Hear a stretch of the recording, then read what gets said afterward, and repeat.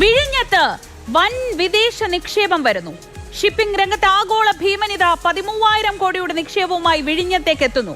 വാർത്ത കേട്ട് നമ്മളെല്ലാം ഓർത്തത് കേരളത്തിന്റെ വികസന രംഗത്ത് വലിയൊരു കുതിച്ചുചാട്ടമെന്നാണ്. ഞങ്ങൾ ഉൾപ്പെടെയുള്ള മാധ്യമ പ്രവർത്തകരും അങ്ങനെ തന്നെ വാർത്ത നൽകി. സത്യത്തിൽ ആ നീക്കത്തിനു പിന്നിൽ എന്താണ്?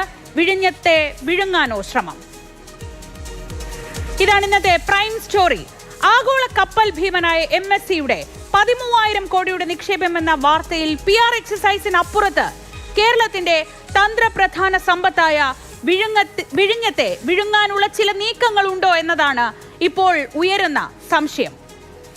വിമർശകർ ഉന്നയിക്കുന്ന പ്രധാനപ്പെട്ട സംശയം. ആ സംശയം വന്നതാകട്ടെ തുറമുഖ വകുപ്പിന്റെ കൂടി ചുമതലയുള്ള മുഖ്യമന്ത്രി VD സതീശൻ ഈ കരാറിനെ കുറിച്ച് സർക്കാരിനെ അറിയിച്ചില്ല എന്ന് നിയമസഭയിൽ പറഞ്ഞപ്പോഴാണ്. അങ്ങനെ ഒരു കോർപ്പറേറ്റ് ബോർഡ് റൂമിൽ തീരുമാനമെടുത്താൽ വിഴിഞ്ഞത്തെ ഓഹരികൾ ഒരു കപ്പൽ കമ്പനി ഭീമന് കൈമാറാനാകുമോ? എന്താണ് ഈ വിവാദത്തിന്റെ യഥാർത്ഥ വസ്തുത? നമുക്ക് പരിശോധിക്കാം. വിഴിഞ്ഞം തുറമുഖ നിർമ്മാണത്തിനായി രൂപീകരിച്ച അദാനി വിഴിഞ്ഞം പോർട്ട് പ്രൈവറ്റ് ലിമിറ്റഡ് അഥവാ AVPPL എന്ന രാജ്യാന്തര കമ്പനിയിൽ 13,000 കോടി നിക്ഷേപിക്കാനാണ് അദാനി ഗ്രൂപ്പും മെഡിറ്ററേനിയൻ ഷിപ്പിംഗ് കമ്പനിയും തമ്മിലുള്ള ധാരണ. ഇതിനായി 49% ഓഹരികൾ MSCക്ക് കൈമാറും. ഇന്ത്യൻ തുറമുഖ മേഖലയിലെ ഏറ്റവും വലിയ നിക്ഷേപം. പക്ഷേ അങ്ങനെ ഒരു കരാറിലെത്തുമ്പോൾ പലതുണ്ട് പ്രശ്നങ്ങൾ. രാജ്യസുരക്ഷ, കുത്തകവൽക്കരണം, അങ്ങനെ രാഷ്ട്രീയ ആരോപണങ്ങൾ നിരവധിയാണ്. എന്നാൽ തുറമുഖ നഗരം എന്ന വലിയ സ്വപ്നത്തിലേക്ക് വഴി തുറക്കുന്ന നീക്കത്തെ പ്രശ്നങ്ങൾ പരിഹരിച്ച് സ്വാഗതം ചെയ്യണം എന്ന മറുവാദവും ശക്തമാണ്. സർക്കാരിനെ അറിയിക്കും മുൻപ് ഓഹരി വിൽപ്പന തീരുമാനം അറിയിച്ച് securities exchange board of India അഥവാ സെബിക്ക് കത്ത് നൽകിയ ശേഷം മാധ്യമങ്ങളിലൂടെ വൻ നേട്ടമായി പ്രചാരണം നൽകിയപ്പോഴാണ് ഉടമയായ സംസ്ഥാന സർക്കാർ കാര്യങ്ങൾ അറിയുന്നത്. 2015 ഓഗസ്റ്റ് 17 കേരള സർക്കാരും അദാനി പോർട്സും തമ്മിൽ ഉണ്ടാക്കിയ തുറമുഖ നടത്തിപ്പ് കരാർ നമുക്കൊന്ന് പരിശോധിക്കാം. ഈ കരാറിലെ 5-ാം അധ്യായത്തിൽ 5.3.1, 5.3.2 ഈ 2 വ്യവസ്ഥകളാണ് ഇതേക്കുറിച്ച് വളരെ കൃത്യമായി തന്നെ പറയുന്നത്. 25% മുകളിലുള്ള ഓഹരി കൈമാറ്റം ഉടമസ്ഥാവകാശ കൈമാറ്റത്തിന്റെ കൂടി വിഷയമാണ്. കേരള സർക്കാരിന്റെ മുൻകൂർ അനുമതി ഇല്ലാതെ തുറമുഖ ഓഹരിയുടെ ഒരു കൈമാറ്റവും നടക്കില്ല. ദേശസുരക്ഷയും പൊതു താൽപര്യവും കണക്കിലെടുത്ത് സംസ്ഥാന സർക്കാരിന് വേണമെങ്കിൽ ഓഹരി വിൽപ്പന അംഗീകരിക്കാം, അതല്ലെങ്കിൽ നിരാകരിക്കാം. ആ തീരുമാനം എടുക്കാൻ പക്ഷേ കരാർ പ്രകാരം ഒരു സമയപരിധി നിശ്ചയിച്ചിട്ടുണ്ടായിരുന്നില്ല. അതാണ് ഇവിടുത്തെ പ്രശ്നം. പുറത്തു വരുന്ന രേഖകൾ പ്രകാരം ഈ കരാർ തയ്യാറായത് ജൂൺ 29, സെബിയെ അറിയിച്ചത് 30. അപ്പോൾ തന്നെ മാധ്യമങ്ങളിലൂടെ വാർത്ത പുറത്തു വന്നു. സർക്കാർ ഇക്കാര്യം അറിഞ്ഞില്ലെന്ന് മുഖ്യമന്ത്രി സഭയിൽ പറയുന്നത് ജൂലൈ 1. സർക്കാരിനോട് ഇതിനുള്ള അനുമതി തേടിയിട്ടില്ല. കൺസെഷനെയർ പ്രകാരം അതിലെ ക്ലോസ് 5.3 പ്രകാരം സർക്കാരിൻ്റെ അപ്രൂവൽ ഇല്ലാതെ അവർക്ക് ഈ ഷെയർ ട്രാൻസ്ഫർ ചെയ്യാൻ പറ്റില്ല. സർക്കാരിൻ്റെ അനുമതി വേണം, സംസ്ഥാന സർക്കാരിൻ്റെ അനുമതി വേണം, ചില കാര്യങ്ങളിൽ കേന്ദ്ര സർക്കാരിൻ്റെ കൂടി അനുമതി വേണം. അങ്ങനെ അനുമതി ആവശ്യപ്പെട്ടുകൊണ്ട് അവർ വന്നിട്ടില്ല. അതായത് ഒരു തീരുമാനമെടുക്കും മുൻപ് ഓഹരി വിൽപ്പനയുടെ കാര്യം അറിയിച്ച് സെബിക്ക് കത്ത് നൽകിയത്, സർക്കാരിന്റെ അനുമതി ഇല്ലാതെ അത് ചെയ്തത് കരാർ ലംഘനമായി വേണമെങ്കിൽ സർക്കാരിന് വ്യാഖ്യാനിക്കാം. കരാർ പ്രകാരം കേരള സർക്കാർ അനുവദിച്ചാൽ മാത്രമേ ഇപ്പോൾ മുഖ്യമന്ത്രി VD സതീശൻ പറഞ്ഞതു പ്രകാരം 5.3 എന്ന ഈ കരാറിലെ വ്യവസ്ഥ പ്രകാരം ഓഹരി വിൽപ്പന സാധ്യമാകൂ. സർക്കാർ 49% ഓഹരി വിൽപ്പന അനുവദിച്ചാൽ ഈ കരാറിന് മറ്റു തടസ്സമൊന്നുമില്ലെന്ന് ചുരുക്കം. MSCക്ക് ഓഹരി വിൽക്കാൻ കേരള സർക്കാർ അനുമതി നൽകുമെന്ന പ്രതീക്ഷയിലാണ് അദാനി പോർട്സ് ഉള്ളത്. സർക്കാരിനെ നേരത്തെ അറിയിച്ചില്ല എന്നതാണ് പരിഭവമെങ്കിൽ, അതൊരു പരിഭവം മാത്രമാണെങ്കിൽ ഇക്കാര്യത്തിൽ നിയമപ്രകാരം ആദ്യം ചെയ്യേണ്ടത് സെബിയുടെ അനുമതി തേടുകയാണ്. അത് ചെയ്തു. അടുത്തത് കേന്ദ്ര സംസ്ഥാന സർക്കാരുകളുടെ അനുമതിയാണ്. അതിനായി നൽകിയിട്ടുള്ള അപേക്ഷ ചീഫ് സെക്രട്ടറി അധ്യക്ഷനായ മേൽനോട്ട സമിതി ഇനി പരിശോധിക്കും. ഈ റിപ്പോർട്ടിന്റെ അടിസ്ഥാനത്തിലാകും ഓഹരി കൈമാറ്റത്തിനുള്ള അനുമതി. അതായത് ഇനിയും ഈ സർക്കാരിന്റെ അനുമതി ഇക്കാര്യത്തിൽ നിർബന്ധമാണ്. ആ അനുമതി കൂടി ഉണ്ടെങ്കിൽ മാത്രമേ 49% ഓഹരി കൈമാറ്റം തത്വത്തിൽ സാധ്യമാവുകയുള്ളൂ. ഇതാണ് നിലവിലെ അവസ്ഥ. ഇനി നമുക്കറിയേണ്ടത് എന്തിനാണ് ഇങ്ങനൊരു കൈമാറ്റം? ഈ സാഹചര്യത്തിൽ നമ്മൾ എത്രയോ കാലം പറഞ്ഞുകൊണ്ടിരുന്നത് നമുക്കറിയാം. വിഴിഞ്ഞത്തേക്ക് അദാനി എന്ന ആഗോള കോർപ്പറേറ്റ് ഭീമൻ വരുമ്പോൾ അവിടെ വികസനം സാധ്യമാകും, നമുക്ക് എല്ലാം സുഗമമായി നടക്കും, ഇങ്ങനെയൊക്കെയായിരുന്നു പറഞ്ഞിരുന്നത്. എന്നിട്ടും എന്തിനാണ് അദാനി പോർട്സ് ഈ 49% ഓഹരി ഇപ്പോൾ MSCക്ക് കൈമാറുന്നത്? അതിന് ചില പശ്ചാത്തലം കൂടിയുണ്ട്, നമുക്കത് പരിശോധിക്കാം. നിലവിൽ ഇന്ത്യയിലെ മറ്റ് 3 തുറമുഖങ്ങളിൽ കൂടി MSC നിക്ഷേപം നടത്തിയിട്ടുണ്ട്. പടിഞ്ഞാറൻ തീരത്ത് അത് മുന്ദ്ര പോർട്ടാണ്, ഗുജറാത്തിലെ മുന്ദ്ര പോർട്ട്. അതായത് MSCയും അദാനിയും ചേർന്നുള്ള സംയുക്ത സംരംഭമാണ് മുന്ദ്രയിലേത്. അടുത്തത് തമിഴ്നാട്ടിലെ കാമരാജർ പോർട്ടും കാട്ടുപള്ളി പോർട്ടും. 800 തുറമുഖം എന്നറിയപ്പെട്ടിരുന്ന കാമരാജർ പോർട്ടിൽ MSCയുടെ തുറമുഖ വികസന വിഭാഗമായ TIL-നുള്ളത് 49% ഓഹരി. അതായത് ഇപ്പോൾ വിഴിഞ്ഞത്ത് സംഭവിക്കാൻ പോകുന്നതിന് സമാനമായ രീതിയിൽ TIL അവിടെ കൈകാര്യം ചെയ്യുന്നത് 49% ഓഹരിയാണ്. കാട്ടുപള്ളിയിലേത് മുന്ദ്രയിലേതുപോലെ സംയുക്ത സംരംഭമാണ്.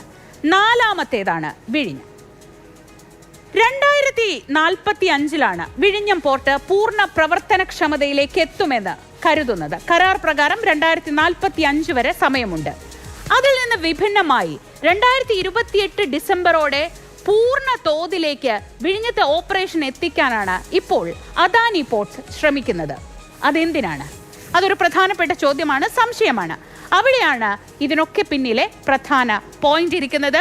നിശ്ചിത കാലാവധിക്ക് മുൻപ് തന്നെ ഈ ലക്ഷ്യത്തിലേക്ക് എത്തിയാൽ, പോർട്ടിന്റെ ഓപ്പറേഷൻ പൂർണ്ണമായും നടപ്പിലാക്കുക എന്ന ലക്ഷ്യത്തിലേക്ക് എത്തിയാൽ, കരാർ പ്രകാരം 20 വർഷം കൂടി തുറമുഖം കൈവശം വെക്കാനുള്ള അനുമതിക്കായി അദാനിക്ക് സർക്കാരിനെ സമീപിക്കാം. ഇങ്ങനെ ഒരു വ്യവസ്ഥ ആ കരാറിലുണ്ട്.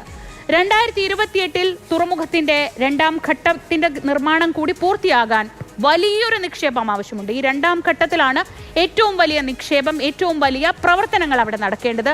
അതിനായി വലിയ നിക്ഷേപം വേണം. MSC നിക്ഷേപിക്കുന്ന ഈ 13,000 കോടി 2ാം ഘട്ടം പൂർത്തീകരിക്കാൻ ഉപയോഗിക്കാനാണ് അദാനി ഗ്രൂപ്പിന്റെ നീക്കം. നിലവിൽ വിഴിഞ്ഞത്തെത്തിയ 1000 കപ്പലുകളിൽ വിരലിൽ എണ്ണാവുന്നവ ഒഴികെ എല്ലാം MSCയുടേതാണ്. 49% ഓഹരി പങ്കാളിത്തത്തിലേക്ക് എത്തുന്നതോടെ MSCയുടെ പ്രധാന ഓപ്പറേഷണൽ ഹബ്ബായി വിഴിഞ്ഞം മാറുമെന്നാണ് ഈ കമ്പനി വിലയിരുത്തുന്നത്. തുറമുഖം വഴി ഇതോടെ ചരക്ക് നീക്കം സുഗമമായി നടത്താമെന്നും ഈ വൻ മുടക്കടക്കം തിരിച്ചുപിടിക്കാമെന്നും ഒപ്പം വലിയ രീതിയിൽ ലാഭമുണ്ടാക്കാമെന്നും 20 വർഷത്തേക്ക് കൂടി ആ ഓപ്പറേഷൻ കൈകാര്യം ചെയ്യാമെന്നും കമ്പനി വിലയിരുത്തുന്നു. അതുകൊണ്ട് തന്നെ എത്രയും പെട്ടെന്ന് ഈ പ്രവർത്തനം, 2ാം ഘട്ട നിർമ്മാണ പ്രവർത്തനങ്ങൾ പൂർത്തിയാക്കുക എന്നത് തന്നെയാണ് ഈ 13,000 കോടി ഇൻവെസ്റ്റ്മെന്റിന്റെ അല്ലെങ്കിൽ 13,000 കോടിക്ക് 49% ഓഹരി വിൽപ്പനയുടെ ലക്ഷ്യമെന്നാണ് പൊതുവെ വിദഗ്ധർ വിലയിരുത്തുന്നത്. ഇനി ഇതൊക്കെ ടെക്നിക്കലായ വളരെ സാങ്കേതികമായ കാര്യങ്ങളാണ്, പക്ഷേ രാഷ്ട്രീയം അതിനും അപ്പുറത്താണല്ലോ. ഇപ്പോൾ ഈ വിഷയം വലിയ രീതിയിലുള്ള രാഷ്ട്രീയ വിവാദമായി കൂടി ഉയരുന്ന സാഹചര്യത്തിൽ, തുറമുഖവും ധനവകുപ്പും മുഖ്യമന്ത്രി തന്നെ കൈകാര്യം ചെയ്യുന്ന സാഹചര്യത്തിൽ വലിയ ആരോപണങ്ങളാണ് നിലവിൽ പ്രതിപക്ഷം ഉയർത്തുന്നത്. പ്രതിപക്ഷം മാത്രമല്ല, കേരളത്തെ തുറമുഖ നഗരമാക്കുമെന്ന് സ്വപ്നം കാണുന്ന മുഖ്യമന്ത്രിയെ പാർട്ടിയും സസൂക്ഷ്മം നിരീക്ഷിക്കുന്നുണ്ട്. സംസ്ഥാന സർക്കാരിനെ ഇരുട്ടിൽ നിർത്തി അദാനിക്ക് ഒന്നും ചെയ്യാനാകില്ലെന്നാണ് AICC ജനറൽ സെക്രട്ടറി KC വേണുഗോപാലിന്റെ പ്രതികരണം. അദാനി കേരളത്തിൽ ഒരു സൂപ്പർ ഗവൺമെന്റ് ആണോ എന്നാണ് KCയുടെ ചോദ്യം. അതിന് മറുപടി പറയേണ്ട അദാനിയാണ്. അദാനി എന്താ സൂപ്പർ ഗവൺമെന്റ് ആണ്? കേരള സർക്കാരിനെ ഇരുട്ടിൽ നിർത്തിയിട്ട് ഇത്തരം കാര്യങ്ങൾ ചെയ്യാൻ അവർക്കാവുന്നതാണോ അവർ വിചാരിക്കുന്നത്? ഇതെന്താ BJP ഭരിക്കുന്ന സംസ്ഥാനമാണോ? BJP ഭരിക്കുന്ന സംസ്ഥാനങ്ങളിൽ അദാനി സൂപ്പറാണ്.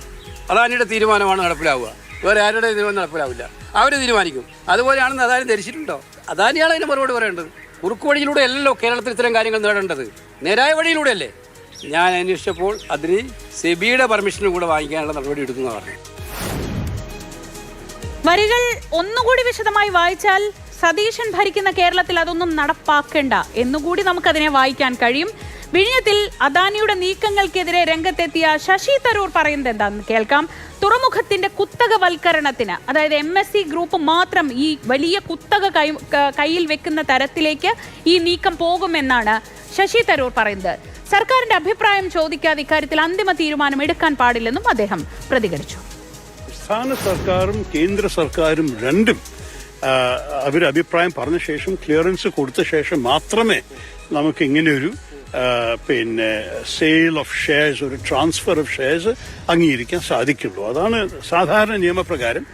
രണ്ട് കാര്യം മനസ്സിലാക്കണം. സംസ്ഥാനമാണ് ഭൂമി കൊടുത്തിരിക്കുന്നത്. അതിൻ്റെ അർത്ഥം നമുക്കൊരു വെസ്റ്റഡ് ഇൻട്രസ്റ്റ് ഉണ്ട് ഇതിൽ. രണ്ടാമത്തത്, നമ്മൾ ഈ തുറമുഖം കെട്ടുമ്പോൾ നമ്മുടെ ഉദ്ദേശമായിരുന്നത് എല്ലാ ഷിപ്പിംഗ് കമ്പനീസും അതിനെ ഉപയോഗിക്കണം. ഭാവിയിൽ ഈ MSC കപ്പൽ തന്നെ വരുന്ന നിർബന്ധമുണ്ടാകാൻ പാടില്ല. ഇതൊരു മൾട്ടി ഷിപ്പിംഗ് ലൈൻ പോർട്ടായിട്ട് തന്നെ തുടരണം. അതുകൊണ്ട് ഇങ്ങനെ വലിയൊരു തുറമുഖന്റെ വിഷയത്തിൽ സർക്കാരിന്റെ അഭിപ്രായം ചോദിക്കാതെ ഒരു കാര്യത്തെയും ഫൈനൽ എടുക്കരുതെന്നാണ് എന്റെയും അഭിപ്രായം. നിയമസഭാ സമ്മേളനത്തിന്റെ അവസാന ദിവസം ഈ വിഷയത്തിൽ മുഖ്യമന്ത്രി VD സതീശന്റെ പ്രതികരണത്തെ ആദ്യഘട്ടത്തിൽ വലിയ രീതിയിൽ വിശ്വാസത്തിലെടുത്താണ് പ്രതിപക്ഷ നേതാവ് പിണറായി വിജയൻ അടക്കം സഭയിൽ സംസാരിച്ചത്. പക്ഷെ ആദ്യഘട്ടത്തിൽ ആ വിശ്വാസം പ്രകടിപ്പിച്ചെങ്കിലും ഇപ്പോൾ പ്രതിപക്ഷത്തിന് സർക്കാരിന് അത്ര വിശ്വാസം പോരാ. സർക്കാരിനെ അനൌദ്യോഗികമായി അറിയിച്ചെന്ന് അദാനി പോർട്സും ഇല്ലെന്ന് സർക്കാരും പറയുന്നുവെന്ന് പ്രതിപക്ഷം വിമർശിക്കുകയാണ്. സംസ്ഥാന താൽപര്യങ്ങൾ സ്വകാര്യ കമ്പനികൾക്ക് അടിയറ വെക്കുന്നത് അംഗീകരിക്കാനാകില്ലെന്നും പ്രതിപക്ഷം ഉറപ്പിച്ചു പറയുന്നു. കേരളം BJP ആണോ ഭരിക്കുന്നതെന്ന് AICC ജനറൽ സെക്രട്ടറിക്ക് പോലും സംശയമുണ്ടെന്നാണ് തോന്നുന്നതെന്ന് P. രാജീവ് പ്രതികരിച്ചു. AICC സംഘടനാ സെക്രട്ടറിക്ക് പോലും ഇപ്പോൾ കേരളത്തിലെ അനുഭവങ്ങളുടെ അടിസ്ഥാനത്തിൽ BJP ആണോ ഭരിക്കുന്നത് എന്ന് സംശയം വരുന്നു എന്നാണ് അതിൽ നിന്ന് മനസ്സിലാക്കേണ്ടത്. അപ്പോൾ കരാർ ലംഘനത്തിനെതിരെ ശക്തമായ നിലപാട് സ്വീകരിക്കുമെന്ന് പറയാൻ എന്തുകൊണ്ട് മുഖ്യമന്ത്രി ധൈര്യം കാണിക്കുന്നില്ല? പക്ഷേ നിലവിൽ ഇടതുപക്ഷത്തിനൊപ്പമാണെങ്കിലും പ്രൊഫസർ KV തോമസിന് ഇക്കാര്യത്തിൽ വേറിട്ടൊരു അഭിപ്രായമുണ്ട്. വിഴിഞ്ഞത്തെ ഓഹരി കൈമാറ്റത്തിന് സർക്കാരിന്റെ മുൻകൂർ അനുമതി വേണ്ടെന്നാണ് KV തോമസ് പറയുന്നത്. സെബിയുടെ അംഗീകാരത്തിന് ശേഷം ഇക്കാര്യം സർക്കാരിനെ അറിയിച്ചാൽ മതിയെന്നാണ് തന്റെ ബോധ്യം. കരാറിൽ ഉമ്മൻചാണ്ടിയാണ് അന്ന് സോണിയാഗാന്ധിയോട് സംസാരിച്ചിരുന്നത്. അതുകൊണ്ട് സതീശനും ഹൈക്കമാൻഡിനെ വിശ്വാസത്തിൽ എടുക്കേണ്ടി വരുമെന്ന് KV തോമസ് പറയുന്നു. പ്രോജക്റ്റിനെ കുറിച്ച് ഡൽഹിയിൽ എൻ്റെ വീട്ടിൽ ചർച്ച ചെയ്യുന്ന സന്ദർഭത്തിൽ ഉമ്മൻചാണ്ടിയോട് ഞാൻ പറഞ്ഞു, ഇത് ചർച്ച ചെയ്ത് ചിലപ്പോൾ നമുക്ക് ധാരണയെത്താം. പക്ഷേ സോണിയാഗാന്ധിയും കോൺഗ്രസ് ഹൈക്കമാൻഡിനെയും ബോധ്യപ്പെടുത്തുന്നത് ഉമ്മൻചാണ്ടിയാണ്. കാരണം ഉമ്മൻചാണ്ടിക്കും രാഹുൽ ഗാന്ധിക്കും അദാനിയുമായിട്ട് ഒരു വിധത്തിലും ബന്ധപ്പെടാൻ ഇഷ്ടമുള്ളവരല്ല, പരസ്യമായി വിമർശിക്കുന്നവരാണ്. ഞാൻ പിന്നീട് മനസ്സിലാക്കിയത് ഉമ്മൻചാണ്ടി സംസാരിച്ച് ബോധ്യപ്പെടുത്തി എന്നുള്ളതാണ്. ഒരു പ്രോജക്റ്റ് വരുമ്പോൾ അന്ധമായ എതിർപ്പ് നമുക്ക് പലപ്പോഴും നല്ലതല്ല. അന്ന് തന്നെ ഉമ്മൻചാണ്ടി ഈ സമീപനം എടുക്കുകയും പിണറായി നടപ്പിലാക്കുകയും ചെയ്തില്ലെങ്കിൽ ഈ പ്രോജക്റ്റ് പോകുന്നത് തൊട്ടടുത്ത തമിഴ്നാട്ടിലേക്കാണ്. അതുകൊണ്ട് നമ്മൾ മനസ്സിലാക്കണം. അപ്പോൾ ഈ ഇഷ്യൂവിൽ അത് തന്നെയാണ് വരുന്നത്. സതീശൻ അത് കോൺഗ്രസ് ഹൈക്കമാൻഡിനെ ബോധ്യപ്പെടുത്തേണ്ടി വരും. അത് അദ്ദേഹത്തിൻ്റെ ഉത്തരവാദിത്തമാണ്. സ്വാഭാവികമായും അറിയാൻ താല്പര്യമുള്ള മറ്റൊന്ന് BJPയുടെ ഈ വിഷയത്തിലെ നിലപാട് എന്താണ്? ഇതിനൊക്കെ ഇടയിലൂടെ സർക്കാരിനിട്ട് ചെറിയൊരു കൊട്ടുകൊടുക്കുകയാണ് BJP. വിഴിഞ്ഞം വികസനത്തിനായി സംസ്ഥാന സർക്കാർ എടുക്കുന്ന എന്ത് തീരുമാനത്തെയും പിന്തുണയ്ക്കുന്നുവെന്നും സർക്കാർ അറിയാതെ ഓഹരി കൈമാറ്റം നടത്തുമെന്ന് കരുതുന്നില്ല എന്നുമാണ് BJP സംസ്ഥാന അധ്യക്ഷൻ രാജീവ് ചന്ദ്രശേഖർ പറഞ്ഞത്. അതാരാണ് ഇൻവെസ്റ്റർ, അവരുടെ സെക്യൂരിറ്റി ക്ലിയറൻസ്, ഇതെല്ലാം നോക്കാൻ ഹോം മിനിസ്ട്രി ഉണ്ട്, ഗവൺമെൻറ് ഓഫ് ഇന്ത്യ ഉണ്ട്. അതെല്ലാം അവർ നോക്കിക്കോളും. അവർക്ക് ഇന്നിപ്പോൾ സെക്യൂരിറ്റിനെ കുറിച്ച് നരേന്ദ്രമോദിൻ്റെ സർക്കാരിൻ്റെ നിലപാട് എന്താണെന്ന് എല്ലാവർക്കും അറിയാം. അപ്പോൾ അതിൽ ഒരു വീഴ്ച ഉണ്ടാവില്ല, അത് എനിക്ക് ഉറപ്പുണ്ട്. അതുകൊണ്ടാണ് അതിനെക്കുറിച്ച് ഞാൻ ഒന്നും പറയാത്തത്. ഞാൻ പറയുന്നത് ഒരു പ്രോജക്റ്റ്, ഇത് ഏറ്റവും പ്രധാനപ്പെട്ട പ്രോജക്റ്റാണ് വിഴിഞ്ഞം. അത് നമ്മളെല്ലാവരും സമ്മതിക്കുന്നു. പൊളിറ്റിക്കൽ പാർട്ടി ആരാണെങ്കിലും സമ്മതിക്കുന്നതാണ്. അത് ഞങ്ങളുടെ മാനിഫെസ്റ്റോയിൽ എഴുതി വെച്ചിരിക്കുകയാണ്. പക്ഷേ ജനങ്ങൾക്ക് ഗുണം കിട്ടുന്നത് നമ്മളൊരു ട്രാൻസ്പെറൻറ്റ് വഴി അത് പുറത്ത് വിടണം, പറയണം, ക്വാണ്ടിഫൈ ചെയ്യണം എന്നാണ് ഞങ്ങളുടെ ഒരു അഭിപ്രായം.